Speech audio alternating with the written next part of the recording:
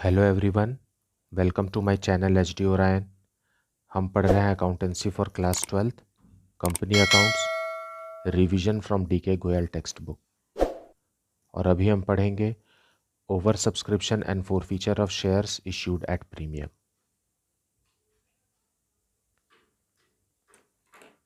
So let us see a question from the text book.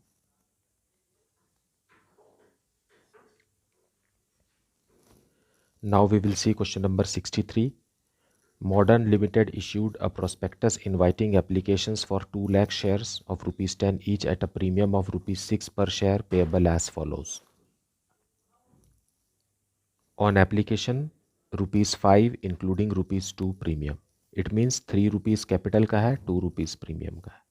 On allotment, rupees 5 including premium rupees 2, मतलब 3 rupees capital का है और 2 rupees premium का है.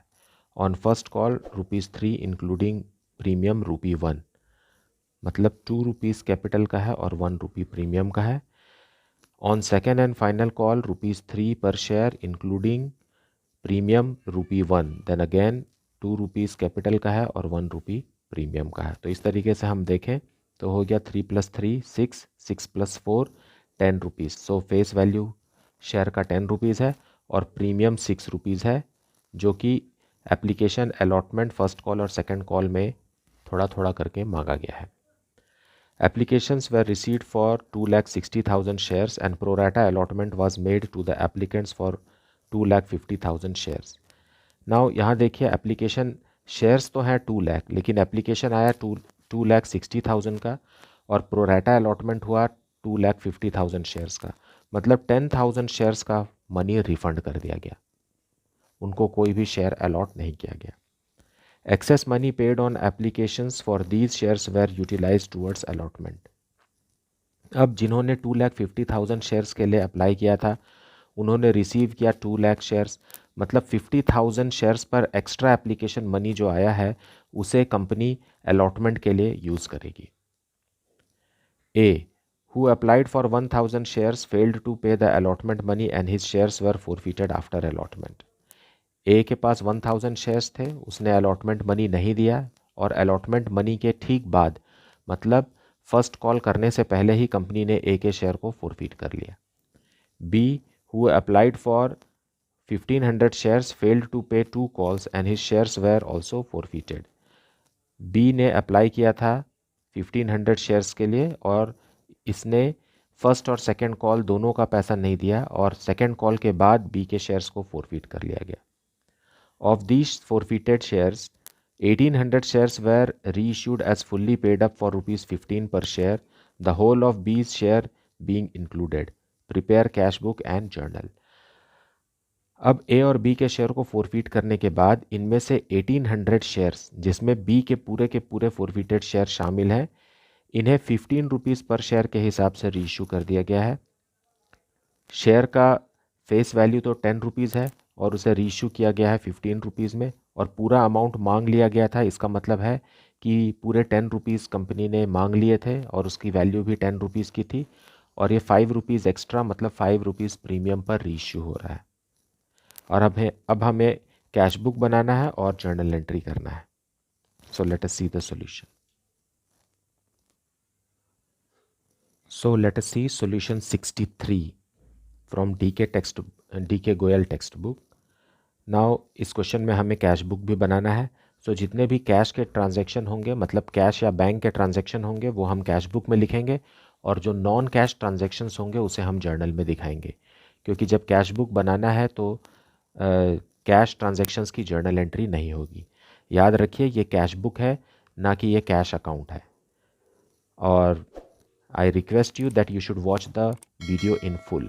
पूरा वीडियो देखिए, कोई भी पार्ट स्किप करके मत देखिए, क्योंकि बहुत सारे इन्फॉर्मेशन है जो बीच में आपको बताए जाते हैं, आप उसे रिसीव नहीं कर पाते हैं क्योंकि आप स्किप करके देखते हैं. क्योंकि जब मैं कमेंट सेक्शन देखता हूँ तो मुझे साफ पता चल जाता है कि मतलब वीडियो को ठीक से सुना नहीं गया है. So let us start. Applications were received for 2,60,000 shares. So application receive करेंगे to share application account.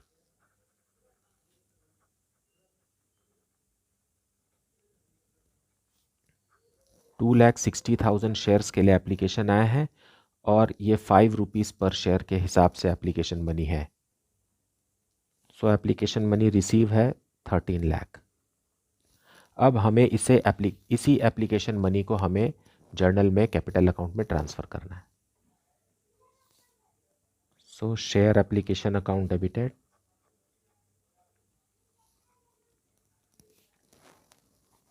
To share capital account, to securities premium,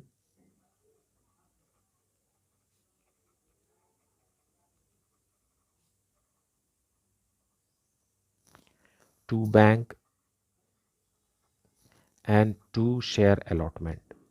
क्योंकि शेयर प्रोराटा में अलॉट हुआ है इसलिए extra application money will be transferred to share allotment. अब हमें पता है यहाँ एप्लीकेशन के नाम से 13 लाख रुपीज़ रिसीव हुआ है, लेकिन कैपिटल में तो 2 लाख शेयर्स का ही कैपिटल अमाउंट जाएगा। मतलब 2 लाख शेयर्स पर 3 रुपीज़ है, मतलब 6 लाख रुपीज़ ही कैपिटल में ट्रांसफ़र हो सकेगा। हालांकि 5 रुपीज़ मांगा गया है लेकिन उसमें से 3 रुपीज़ ही कैपिटल का है, बाकी का 2 रुपीज़ सिक्योरिटीज़ प्रीमियम का है। सो 2 लाख शेयर्स पर 2 रुपीज़ के हिसाब से हम इसे सिक्योरिटीज़ प्रीमियम रिजर्व में ट्रांसफ़र कर देंगे। अब बैंक में मतलब सॉरी यहाँ बैंक तो आएगा नहीं, अरे यार। सो ट्रांसफ़र की एंट्री होगी शेयर एप्लीकेशन अकाउंट 12,50,000 से, क्योंकि 2,50,000 शेयर्स का ही हम यहाँ पर हिसाब देंगे और बाकी का जो 10,000 शेयर्स है जो रिफ़ंड हुआ है वो बैंक से होगा, इसलिए वो कैश बुक में रिकॉर्ड होगा। सो बाकी जो एक्स्ट्रा एप्लीकेशन मनी रहेगा वो शेयर अलॉटमेंट अकाउंट में ट्रांसफ़र होगा, दैट इज़ ₹2,50,000। क्योंकि 50,000 एक्स्ट्रा एप्लीकेशन है और उस पर 5 रुपीज़ के हिसाब से 2,50,000 शेयर अलॉटमेंट में ट्रांसफ़र होगा।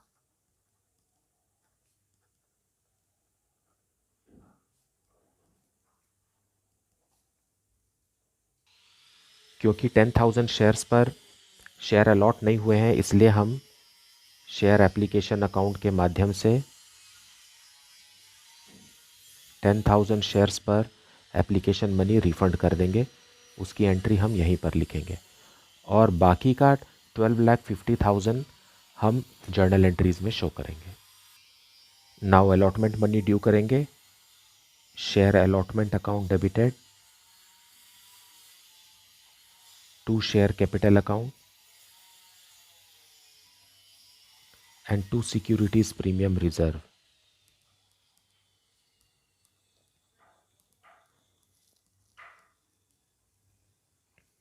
कंपनी के पास 2 लाख शेयर्स हैं और अलॉटमेंट में भी कंपनी 5 रुपीज़ ड्यू कर रही है, मतलब ये हो गया 10 लाख रुपीज़ ड्यू।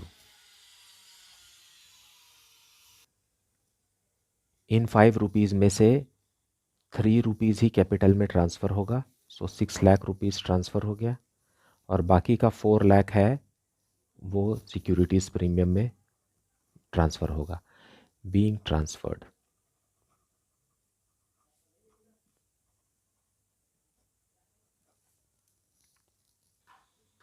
अब हमें यहाँ क्वेश्चन को अच्छे से समझना होगा। आप देखिए 2,50,000 एप्लीकेशंस पे 2 लाख शेयर्स मिले हैं, मतलब those who applied for 5 shares received 4 shares. इसको आप रिड्यूस कीजिए, इसे आप 50,000 से डिवाइड करेंगे तो यहाँ 5 आएगा, यहाँ 4 आएगा। अब मिस्टर ए के बारे में बात करते हैं। मिस्टर ए जो हैं उसके बारे में क्वेश्चन में लिखा हुआ है applied for 1,000 shares. Applied for 1,000 shares, तो उन्होंने रिसीव कितना किया होगा ये हमें पता लगाना है, क्योंकि ए जो है अलॉटमेंट का मनी नहीं दे रहा है। तो यहाँ देखिए 80% दिखाई दे रहा है, 4 जो है वो 5 का कितना परसेंट है, 80% है। या अगर आप इसको अलग तरीके से कैलकुलेट करना चाहें तो दोनों तरफ 1,000 लिखिए और जो निकालना है उससे मल्टीप्लाई कीजिए और जो है उससे डिवाइड कीजिए, तो यहाँ आ जाएगा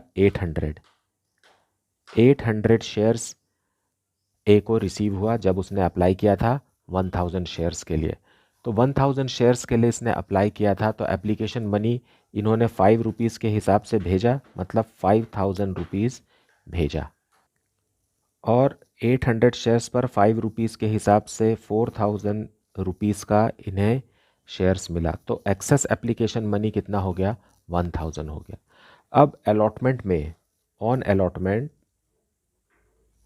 अलॉटमेंट ए से 800 शेयर्स पर 5 रुपीज़ के हिसाब से हम 4000 रुपीज़ ड्यू करते हैं, और ये अमाउंट नहीं दे रहा है, लेकिन इसका एक्स्ट्रा एप्लीकेशन मनी कंपनी के पास पहले से ही है 1000 रुपीज़। लेस करेंगे तो आएगा 3000 रुपीज़ एरियर्स। देखिए इसका एक्स्ट्रा एप्लीकेशन मनी जो है वो 1000 रुपीज़ है। अलॉटमेंट के समय ए के 800 शेयर्स पर 5 रुपीज़ पर शेयर के हिसाब से 400 रुपीज़ ड्यू होते हैं, और मिस्टर ए जो है वो अमाउंट नहीं दे पा रहे हैं अलॉटमेंट का, लेकिन इसका 1000 रुपीज़ एडजस्ट करने के बाद पता चलता है कि ए का एरियर्स अमाउंट 3000 रुपीज़ है। सो जो हमने यहाँ अमाउंट ड्यू किया है, यहाँ देखिए ऊपर की 2 एंट्री को फिर से देखेंगे। यहाँ जो हमने अमाउंट ड्यू किया है 10 लाख रुपीज़, उसमें से 2,50,000 तो पहले से ही एक्सेस एप्लीकेशन के मनी के रूप में हमारे पास पहले से ही है, मतलब 7,50,000, इन दोनों को माइनस करेंगे तो आएगा 7,50,000। 7,50,000 मिलना चाहिए, लेकिन यहाँ पर देखिए 3,000 रुपीज़ और नहीं मिल रहा है, मतलब 7,50,000 माइनस 3,000, ये हो जाएगा 7,47,000 रुपीज़ ही कंपनी को बैंक में मिलेगा। So let us record it in cash book. So हम इसे रिकॉर्ड करेंगे to share allotment account. To share allotment में ड्यू हुआ था 10 लाख, जिसमें से एक्सेस एप्लीकेशन मनी था 2,50,000 का, और अब ए का 3,000 रुपीज़ भी नहीं मिल रहा है, मतलब 7,47,000 रुपीज़ ही कंपनी को अलॉटमेंट के समय रिसीव हुआ। अब ए ने अलॉटमेंट मनी नहीं दिया, तो कंपनी ने फर्स्ट कॉल के पहले ही ए के शेयर को फोरफीट कर लिया। उसके लिए हमें लिखेंगे share capital account debited. Share capital account reduce हो जाएगा। कितने शेयर्स हैं ए के पास? 800 शेयर्स हैं, और अब तक कंपनी सिर्फ अलॉटमेंट तक का पैसा मांग चुकी है, मतलब 6 रुपीज़ मांग चुकी है। यहाँ प्रीमियम को इंक्लूड नहीं करना है। 5 रुपीज़ आप मत समझिए, ये 3+3 है। प्रीमियम का 2 रुपीज़ हमें छोड़ना है यहाँ, क्योंकि वो शेयर कैपिटल का पोर्शन नहीं होते। सो शेयर कैपिटल अकाउंट इतने से रिड्यूस हो जाएगा, और सिक्योरिटीज़ प्रीमियम रिजर्व भी रिड्यूस होगा। सिक्योरिटीज़ प्रीमियम रिजर्व ये भी 800 शेयर्स पर 2 रुपीज़ से रिड्यूस होगा, क्योंकि सिर्फ अलॉटमेंट का नहीं मिला है। जो नहीं मिला रहता है उसी के लिए securities premium reserve account debit होकर के क्लोज होता है। एप्लीकेशन के समय का जो प्रीमियम मनी है वो कंपनी ने रिसीव कर लिया है, इसलिए वो 2 रुपीज़ को यहाँ फॉरफीचर के समय नहीं लिखेंगे। सो यहाँ अमाउंट लिखेंगे 4800, और ये अमाउंट है 1600। अब क्रेडिट में लिखेंगे to share allotment account. To share allotment में हमें 800 मल्टीप्लाइड बाई 5 नहीं लिखना है। यहाँ पर 800 मल्टीप्लाइड बाई 5 देखिए यहाँ कितना था? 4000। सो 4000 में से कंपनी के पास 1000 तो पहले से ही था, तो जो एरियर्स अमाउंट है वही हमें लिखना है, 3000। And to forfeited share. To forfeited share में बैलेंसिंग अमाउंट आ गया, ये हो गया ₹6,400 माइनस 3000, सो 3,400। ये हो गया फॉरफीटेड का अमाउंट, मतलब मिस्टर ए ने सिर्फ 3,400 जो कि एप्लीकेशन के समय दिया वही अमाउंट है। यहाँ आप ठीक से समझिए, ए ने अपने 1000 शेयर्स के लिए 5 रुपीज़ पर शेयर के हिसाब से 5000 रुपीज़ भेजा, लेकिन इसमें से 1600 रुपीज़ प्रीमियम का है। वो कैसे 1600? 800 शेयर्स उसे अलॉट हुए, और 2 रुपीज़ के हिसाब से 1600 रुपीज़ तो प्रीमियम का है। एज अ रिज़ल्ट उसका 3400 रुपीज़ ही कंसिडर होगा। So being as 800 shares फॉरफीटेड।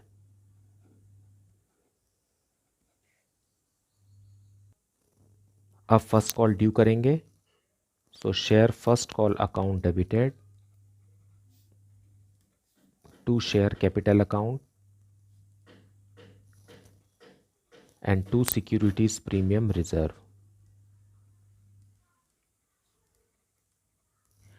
Now अब क्योंकि ए के 800 शेयर्स तो फोरफिट हो चुके हैं, एज अ रिजल्ट मार्केट में कितने शेयर्स बचे हैं? 1,99,200 शेयर्स बचे हैं, multiplied by 5, not 5, multiplied by 3. First call is for rupees 3. So 1,99,200, इसमें से 2 रुपीज़ कैपिटल का है, 1,99,200 मल्टीप्लाइड बाई 1 रुपीज़ प्रीमियम का है. सो अमाउंट आएगा 5,97,600 एंड यहाँ आएगा 3,98,400 and 1,99,200 being first call due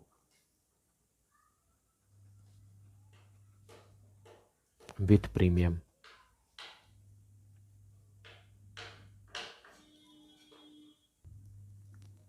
अब हमें फर्स्ट कॉल मनी रिसीव करने से पहले बी का कैलकुलेशन करना पड़ेगा, क्योंकि हमें पता है कि 2,50,000 शेयर्स के लिए एप्लीकेशन आया है, तो अलॉट हुआ है 2 लाख शेयर्स, मतलब हर 5 शेयर्स अप्लाइड के लिए 4 शेयर्स अलॉट हुआ है.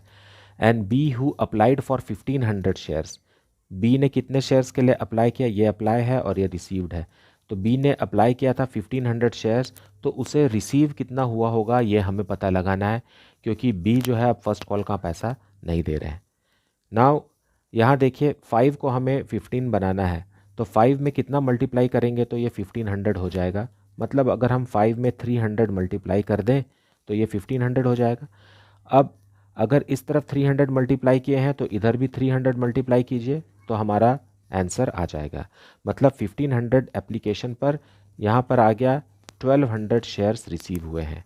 मतलब बी के पास कितने शेयर्स हैं? 1,200 शेयर्स हैं और वो फर्स्ट कॉल का अमाउंट नहीं दे रहा है. सो 1,200 शेयर्स पर 3 रुपीज़ पर शेयर के हिसाब से 3,600 रुपीज़ यहाँ पर रिसीव नहीं होंगे. हम कॉल्स इन एरियर्स अकाउंट नहीं खोल रहे हैं, सीधा कैश बुक में कैश रिसीव्ड की एंट्री करेंगे. सो कैश बुक में रिकॉर्ड करेंगे 2 शेयर फर्स्ट कॉल अकाउंट. हमने ड्यू किया था ₹5,97,600, उसमें से बी के 1,200 शेयर्स पर 3 रुपीज़ के हिसाब से 3,600 रुपीज़ रिसीव नहीं होंगे. मतलब 5,94,000 रुपीज़ ही फर्स्ट कॉल पर रिसीव होंगे. अब सेकेंड कॉल मनी ड्यू करेंगे. Share second and final call.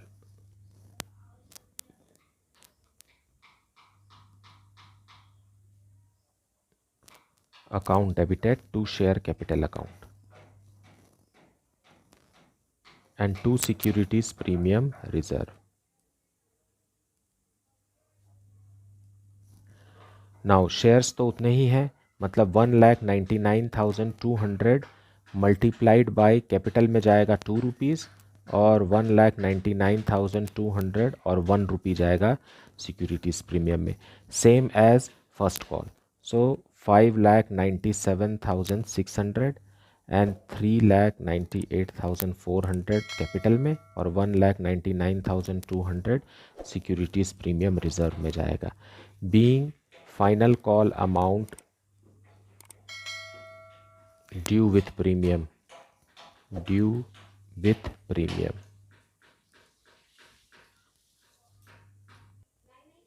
अब फाइनल कॉल का अमाउंट में बी का अमाउंट रिसीव नहीं होगा. बी के पास कितने शेयर्स हैं? अभी जो हमने कैलकुलेशन किया वही है, 1,200 शेयर्स है, 3 रुपीज़ के हिसाब से 3,600 रुपीज़ नहीं रिसीव होगा. तो सेम एज फर्स्ट कॉल हम सेकेंड कॉल भी रिसीव करेंगे. सो सेकेंड कॉल रिसीव करेंगे 2 share second and final call. 5,97,600 due था, उसमें से 3,600 नहीं मिला, मतलब 5,94,000 रुपीज़ रिसीव होगा. यहाँ देखिए एक्सेस एप्लीकेशन मनी कुछ भी नहीं बचा है, क्योंकि सारा एक्सेस एप्लीकेशन मनी अलॉटमेंट के समय ही यूटिलाइज हो गया है. अब बी के शेयर को भी फोरफिट करेंगे. So share capital account debit हो जाएगा, क्योंकि पूरा का पूरा अमाउंट कॉल्ड अप है, इसलिए बी के 1200 शेयर्स पर 10 रुपीज़ के हिसाब से शेयर कैपिटल अकाउंट रिड्यूस हो जाएगा, मतलब 12,000 रुपीज़ से रिड्यूस हो जाएगा। और सिक्योरिटीज़ प्रीमियम रिजर्व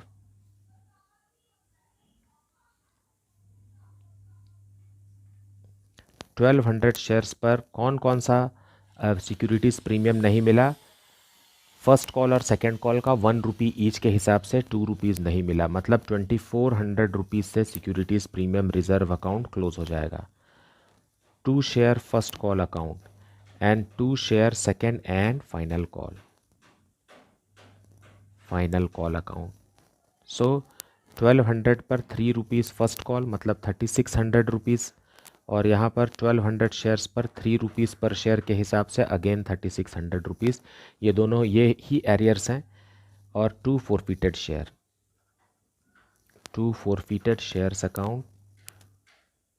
अब ये हमें डेबिट को और क्रेडिट को माइनस करके अमाउंट निकालेंगे। शेयर फॉरफीचर में आएगा 1200 मल्टीप्लाइड बाय 3 प्लस 3 मतलब 3 एप्लीकेशन का 3 रुपीज़ और अलॉटमेंट का 3 रुपीज़।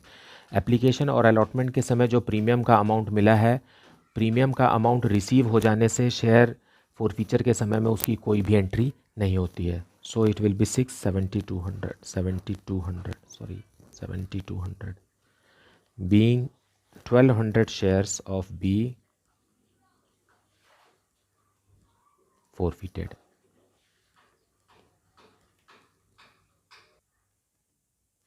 अब हम आउट ऑफ 2000 फॉरफिटेड शेयर्स, जिसमें से 800 शेयर्स ए के हैं और 1200 शेयर्स बी के फॉरफिटेड शेयर्स हैं, उसमें से 1800 शेयर्स को रीइश्यू करेंगे एज फुल्ली पेड एट ₹15 पर शेयर। सो कैश अकाउंट के डेबिट में लिखेंगे 2 शेयर कैपिटल अकाउंट,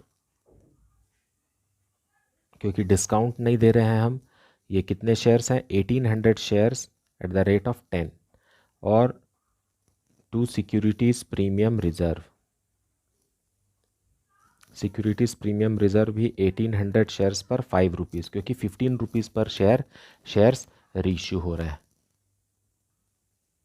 सो यहाँ लिखेंगे 18,000 और यहाँ 9,000। बस अब हम यहाँ और कैश बुक में कोई भी ट्रांजैक्शन नहीं बचा है, सो हम कैश बुक को यहीं पर क्लोज कर देते हैं। सो यहाँ ग्रैंड टोटल आएगा 32,62,000। उसमें से 50,000 लेस करेंगे, फिर लिखेंगे by balance close down, that is the balancing figure.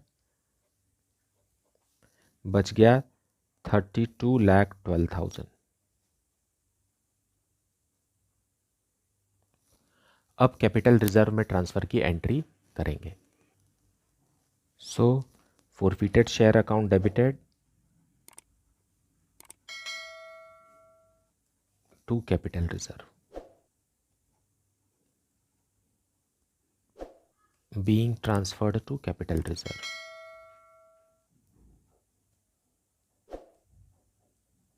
अब ये हमें कैलकुलेट करना है, तो इसके लिए हमें थोड़ा कैलकुलेशन करना पड़ेगा। अब देखिए ए के पास 800 शेयर्स फॉरफिट हुए हैं और उसका अमाउंट है 3400। उसी तरीके से बी को थोड़ा नीचे ले लेते हैं। बी का 1200 शेयर्स फॉरफिट हुआ है और इसका फॉरफिटेड अमाउंट है 7200। अब रीइश्यू जब हुआ है 2000 शेयर्स, उसमें बी का फुल ले लिए हैं, बी का पूरा शेयर रीइश्यू कर रहे हैं। सो कैपिटल रिजर्व में ट्रांसफ़र के लिए तो 7200 बी का आएगा ही, पूरा का पूरा आएगा, मतलब 1200। लेकिन 1800 शेयर्स रीइश्यू हुए हैं, तो यहाँ से 600 शेयर्स हमको किसका लेना पड़ेगा? ए का लेना पड़ेगा। अगर 800 शेयर्स पर 3400 रुपीज़ फॉरफिट हुए हैं, तो 600 शेयर्स पर कितना, ये हमें कैलकुलेट करना पड़ेगा। तो यहाँ अगर हम पर शेयर निकालते हैं, मतलब 3400 डिवाइडेड बाय 800 करते हैं, तो यह आ जाता है 4.25 पर शेयर। 4.25 पर share multiplied by 600 reissued shares. तो अगर हम इसे मल्टीप्लाई करते हैं तो कितना रुपीज़ आएगा? यह अमाउंट आ जाएगा 2550। देखिए, अगर 800 शेयर्स पर 3400 रुपीज़ फॉरफिट होते हैं, तो 600 शेयर्स पर कितना निकलेगा? 2550। टोटल हो जाता है हमारा 9,750 रुपीज़ होता है। और रीशू के समय में कोई भी डिस्काउंट नहीं दिया गया है, rather reissue of forfeited shares जो है वो प्रीमियम पर हुए हैं, इसलिए इस 9,750 से कोई भी अमाउंट यूज़ नहीं हुआ। सो पूरा का पूरा अमाउंट 9,750 कैपिटल रिजर्व में ट्रांसफ़र हो जाएगा। और बाकी के जो रीशू नहीं हुए हैं शेयर वो ए का ही है, ए का ही शेयर बचा हुआ है जिसे बाद में हमें रीशू करना है। सो वो 200 शेयर्स बचे हैं, 200 मल्टीप्लाइड बाई 4.25, ये अभी भी शेयर फॉरफीचर अकाउंट में बचा हुआ है। मतलब 850 रुपीज़ अभी भी शेयर फॉरफीचर या फॉरफिटेड शेयर अकाउंट में अवेलेबल है, ताकि जब हम इस 200 शेयर्स को रीइशू करें तो अगर डिस्काउंट देने का मौका बनता है तो इस अमाउंट को डिस्काउंट ऑन रीइशू के जैसे यूज़ किया जाएगा। मुझे उम्मीद है कि आपने वीडियो को पूरा देखा होगा और एक्सप्लेनेशन को अच्छे से सुना होगा। अगर आपको कुछ भी डाउट है तो आप उसे कमेंट सेक्शन में ज़रूर पूछिए। Please like, subscribe and share the channel. Thank you so much for watching.